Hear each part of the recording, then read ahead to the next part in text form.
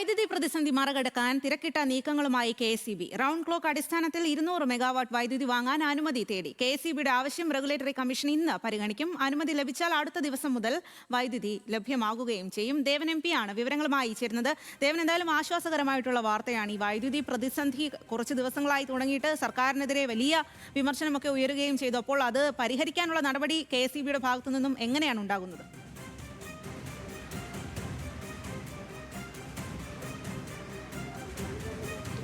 സ്വാതി, സംസ്ഥാനത്ത് വൈദ്യുതി പ്രതിസന്ധി തുടരുന്ന സാഹചര്യത്തിലാണ് അത് പരിഹരിക്കാനുള്ള തിരക്കിട്ട നീക്കങ്ങളുമായി കെ.എസ്.ഇ.ബി. മുന്നോട്ട് പോകുന്നത്. ഇതിന്റെ അടിസ്ഥാനത്തിൽ ഇപ്പോൾ ഒരു 200 മെഗാവാട്ട് വൈദ്യുതി ഇത്തരത്തിൽ അധികമായി വാങ്ങാനുള്ള ഒരു അനുമതിക്കായി ഇപ്പോൾ റെഗുലേറ്ററി കമ്മീഷനെ സമീപിച്ചിരിക്കുകയാണ്. ആ അർജി ഇന്ന് കമ്മീഷൻ പരിഗണിക്കും.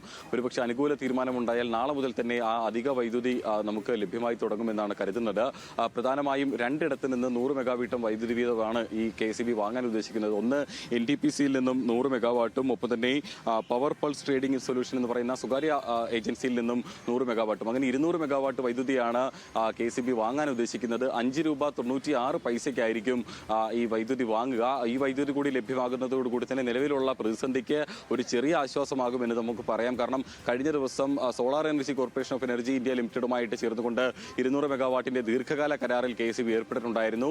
അങ്ങനെ നോക്കുമ്പോൾ ഇപ്പോൾ നിലവിൽ സംസ്ഥാനത്തിന് ദിവസേന 200 മുതൽ 500 മെഗാവാട്ട് വൈദ്യുതി വരെയാണ് പ്രത്യേകിച്ചും ഈ വൈകുന്നേര സമയങ്ങളിൽ പീക്ക് ടൈമിൽ ആവശ്യമായി വേണ്ടി വരുന്നത്.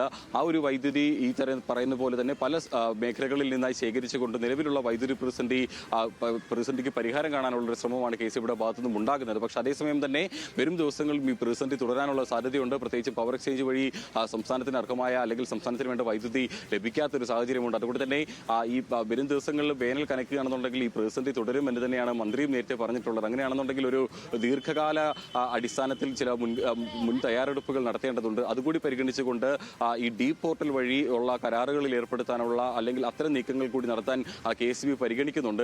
ഡീപ് പോർട്ടൽ വഴി കെ.എസ്.ഇ.ബി. വൈദ്യുതി വാങ്ങുമ്പോൾ അത് ഹ്രസ്വകാലാടിസ്ഥാനത്തിലാണ് വാങ്ങുന്നത്. നിലവിൽ സംസ്ഥാനം ഏതെങ്കിലും വലിയ രീതിയിലുള്ള ദീർഘകാല കരാറുകളിലൊന്നും ഏർപ്പെട്ടിട്ടില്ല. അതിന്റെ ആവശ്യകത സാധാരണഗതിയിൽ സംസ്ഥാനത്തിന് വേണ്ടി വരാറില്ല. അതുകൊണ്ടാണ് ഈ ഹ്രസ്വകാല കരാർ വഴി കൂടുതൽ വൈദ്യുതി ഈ പറയുന്ന പോലെ തന്നെ കൂടുതൽ വൈദ്യുതി ശേഖരിച്ചുകൊണ്ട് നിലവിലുള്ള പ്രതിസന്ധി മറികടക്കാനായി കെ.എസ്.ഇ.ബി. ശ്രമിക്കുന്നത്. ഏതായാലും ഇന്ന് ചേരുന്ന റെഗുലേറ്ററി കമ്മീഷൻ യോഗത്തിൽ ഒരു അനുകൂല തീരുമാനം ഉണ്ടാകും എന്ന് തന്നെ കരുതാം.